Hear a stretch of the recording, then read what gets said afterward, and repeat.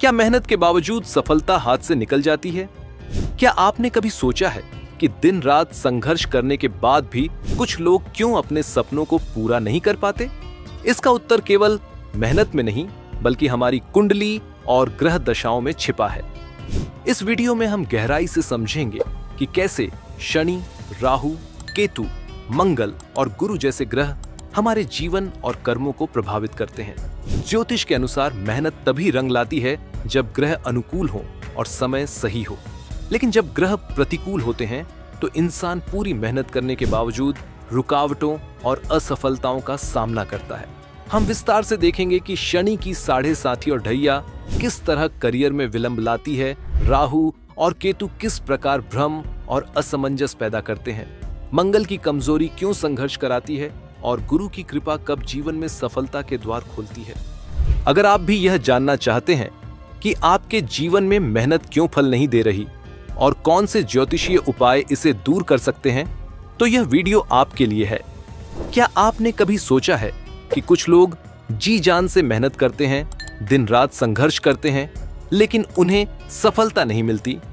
वहीं कुछ लोग अपेक्षाकृत कम प्रयास में बड़ी उपलब्धियां हासिल कर लेते हैं।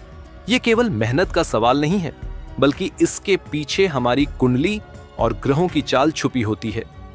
ज्योतिष शास्त्र कहता है कि हर इंसान अपने कर्म के साथ साथ ग्रह दशाओं से भी प्रभावित होता है। कुंडली में ग्रहों की स्थिति और समय समय पर चलने वाली दशाएं ही यह तय करती हैं कि हमारी मेहनत कितनी जल्दी फल देगी। उदाहरण के लिए शनि ग्रह। शनि को कर्म और न्याय का देवता माना जाता है। जब शनि अनुकूल होता है तो मेहनत का फल देर से ही सही, लेकिन भरपूर मिलता है। लेकिन जब शनि प्रतिकूल होता है, खासकर साढ़े साथी या ढैया के समय, तब इंसान बार बार प्रयास करता है, लेकिन सफलता में विलंब होता है। शनि हमें रोकता नहीं, बल्कि परखता है। वह देखता है कि इंसान कितना धैर्यवान और ईमानदार है। इसीलिए शनि की दशा में मेहनत करने वाले लोग अस्थायी रूप से संघर्ष करते हैं। इसी तरह राहु और केतु भी महत्वपूर्ण भूमिका निभाते हैं। राहु व्यक्ति को भ्रम और असमंजस में डाल देता है। मेहनत तो होती है, लेकिन दिशा गलत हो जाती है। इंसान बार बार रास्ता बदलता है, जिससे परिणाम नहीं मिल पाता। वहीं केतु इंसान को वैराग्य की ओर ले जाता है।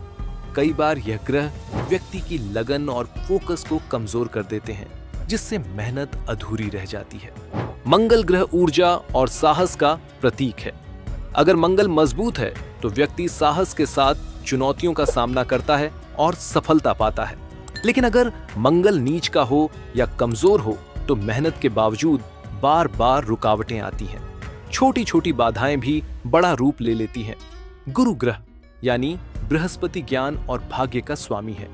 जब गुरु अनुकूल होता है तो भाग्य मजबूत होता है और मेहनत का परिणाम अपेक्षा से अधिक मिलता है।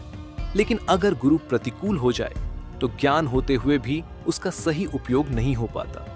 परिणाम यह होता है कि मेहनत का फल देर से मिलता है या अधूरा रह जाता है। सूर्य और चंद्रमा भी अपनी भूमिका निभाते हैं। सूर्य आत्मबल और आत्मविश्वास देता है।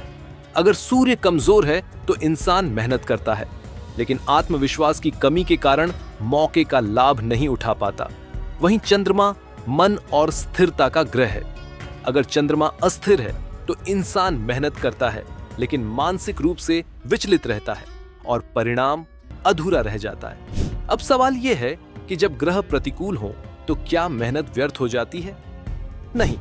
ज्योतिष कहता है कि ग्रह हमें रोकते नहीं, बल्कि सुधारते हैं। प्रतिकूल दशाएं हमें धैर्य और अनुभव देती है। यह समय हमें सिखाता है कि कहां गलती हो रही है और जीवन को सही दिशा में कैसे ले जाना है।